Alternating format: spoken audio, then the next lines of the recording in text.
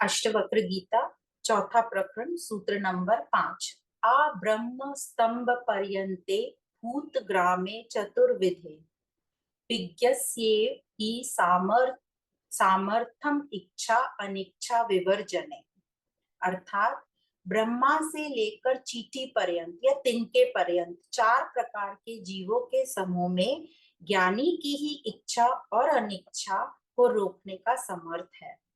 ब्रह्मा से लेकर एक साधारण तिनके तक, अब इसको हम और अच्छे से समझ लेते हैं कि ब्रह्मा से लेकर, ब्रह्मा जिसको बोलते हैं क्रिएटर, सृष्टि का रचयिता, उससे लेकर, जो कि बहुत बड़ा है ब्रह्मा, उससे लेकर एक साधारण तिनके तक जो 4 प्रकार के प्राणी होते हैं, हमने पढ़े थे विवेक चूड़ामणि में 4 प्रकार के प्राणी, उन सबका मन एक तरफ और मुक्त पुरुष का मन एक तरफ।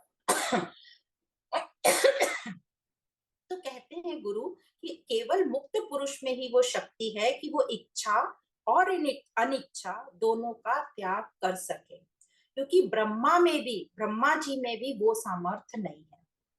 तो अपन जो 4 प्रकार के जीव हैं उनको जस्ट समझ लेते हैं वो कौन से हैं। तो जो सबसे नीचे तल पर जो जीव होते हैं उनको बोलते हैं उद्भिज, मतलब जो पेड़ पौधे होते हैं। फिर होते हैं स्वदज, मतलब जो पसीने से उत्पन्न होते हैं, जैसे जुएं होते हैं, जिनका मेरुदंड नहीं होता, वो बहुत ही छोटे छोटे जीव होते हैं। फिर होते हैं अंडज, जो अंडे से पैदा होते हैं, जैसे मछली, चिड़िया, ये सब। और फिर होते हैं जरायुज, पिंडज, मतलब जो ह्यूमन बींग्स, जो माँ के गर्भ से पैदा होते हैं, मैमल्स, तो जिनका पिंड मतलब जिनकी बॉडी माँ के समान, माँ बाप के समान होती है। तो ये 4 अलग अलग तरह के जीव होते हैं। तो ये जो 4 सूत्र में जो 4 प्रकार के जीव कहे हैं, ये तत्व ज्ञानी से बिल्कुल अलग होते हैं, या कह लो तत्व ज्ञानी इन चारों से बिल्कुल अलग होता है, क्योंकि वो तत्व ज्ञानी अपनी इच्छा और अनिच्छा दोनों का त्याग कर सकता है।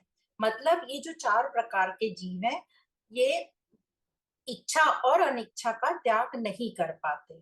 तो जो सबसे नीचे के तल पे समझ लो आप, इंसानों में ही देख लो, जो सबसे नीचे के तल पे रहते हैं, जो लोग सिर्फ अपनी इच्छा पर चलते हैं, वो सबसे साधारण मनुष्य। उसके बाद वो लोग जिनको ये सिखाया जाता है कि जो इच्छा का जन्म है वो अहंकार से होता है, तो इच्छा त्याग करना बहुत महत्वपूर्ण है। इच्छा त्याग करने से ही मुक्ति मिलती है, क्योंकि इच्छा करते रहोगे तो उसका फल मिलता रहेगा, और वो भोगते रहोगे, भोग भोग कर फिर राग द्वेष सब होगा, और ये चक्र चलता रहेगा और मुक्ति कभी नहीं मिल पाएगी। तो अधिकतर जो धार्मिक कर्म करने वाले हैं, वो उनको यही ज्ञात होता है कि इच्छा अच्छी बात नहीं है, इसका त्याग करो, और वो सिर्फ इच्छा के त्याग को ही सबसे उत्तम मानकर बैठते हैं। पर जो अद्वैत ज्ञान है, अब तीसरे तल पे आ गए, अद्वैत जो है ज्ञान, इस सबसे आगे चलता है। तो वो कहता है इच्छा का त्याग तो ठीक है ना, पर पर्याप्त नहीं है, क्योंकि त्याग तो हो गया इच्छा का, पर जो त्यागी है वो बचा रह गया, जो कहने वाला है कि मैंने त्याग किया, मैंने त्याग किया। तो जो त्यागी है वो अहंकार बनकर, या अहंकार ही वो बनकर बैठा रहेगा कि देखो मुझे उसकी फलाने की इच्छा थी, अब मैंने त्याग दी, अब मैंने त्याग दी। तो अहंकार बना रहेगा। तो इच्छा का त्याग तो हो गया, पर त्यागी बना रहा। तो हम लोग भी सब कहते हैं ना, हमने इसका त्याग कर दिया, हमने ये छोड़ दिया, अब हमें इसकी चाहत नहीं है। तो इस प्रकार त्याग का अहंकार रह जाता है, मतलब अनिच्छा का अहंकार वो बना रहता है। तो इस प्रकार ये त्याग, अनिच्छा, अहंकार को बनाए रखते हैं।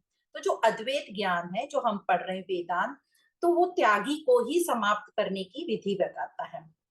तो यहाँ पर विज्ञ शब्द यूज किया है सेकंड लाइन, सूत्र की सेकंड लाइन में क्या बोला था, विज्ञस्येव हि समार्थम इच्छा अनिच्छा विवर्जन, मतलब जो इच्छा और अनिच्छा से, दोनों से जो मुक्त हो गया है, उसके पास ना अब इच्छा है ना अनिच्छा है, वह फिर कैसे रहता है वो।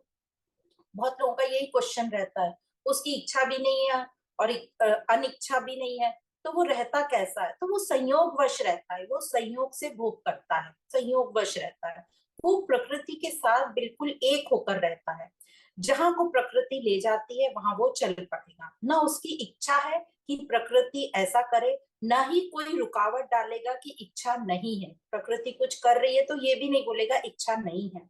तो ये हमें सुनने में बड़ा ही अजीब लगता है, पर सच्चाई यही है, दोनों का त्याग। तो ये दोनों का त्याग कैसे हो सकता है? अब ये अहंकार तो सूक्ष्म रूप में बना ही रहता है, तो इसके लिए क्या करना होगा? तो इसके लिए सिर्फ और सिर्फ क्या चाहिए? प्रेम ही चाहिए। प्रेम ही हमको आगे तक ले जा सकता है। किसका प्रेम? हमें अपने स्वयं से प्रेम चाहिए। तो कहते हैं जो नियम अनुशासन जो शुरुआत में बताते भी हैं ज्ञान में, वो हमें थोड़ी दूर तक ही ले जा पाते हैं, आखिर में तो हमें प्रेम ही पार लगाता है। और ये प्रेम हमें कैसे आएगा? ये वेदांतिक ज्ञान से ही हमें समझेगा कि अपने स्वयं से प्रेम करना स्वयं कितना इंपॉर्टेंट है। तो स्वयं से प्रेम होगा तो स्वयं को मुक्त करेंगे, हम अनासक्त करेंगे, स्वयं को बंधन में नहीं रखेंगे, दुखी नहीं रखेंगे, झूठे के साथ नहीं रहने देंगे। तो स्वयं से प्रेम होगा हमें, और कैसा प्रेम होगा? प्रगाढ़ प्रेम होगा, तभी हम इस स्थिति तक पहुंच पाएंगे। तो मुक्त वो जो इच्छा और अनिच्छा दोनों का त्यागी है। तो हमारे लिए सीख क्या है? कि इच्छा से तो मुक्त हुए, पर अनिच्छा से क्या मुक्त हुए? क्या हमें देखना है, अपने अहंकार को पकड़ना है। अब हमें क्या करना है? ऐसे तो हमें समझेगा नहीं, तो हमें अपने अहंकार को देखना है, अहंकार को पकड़ना है, अहंकार को जानना है, कहाँ कहाँ हमारा अहंकार निकल के आ रहा है। आत्म विचार करो, इसी पे आत्मचिंतन करना है। और ये ज्ञान है ही हमें बताने के लिए कि कहाँ कहाँ तुम्हारा अहंकार हो। तो इसका अभ्यास किया, उसके बाद आत्म अवलोकन विचार करो और अपने अहंकार को पकड़ो और उस अहंकार को झूठा साबित करो।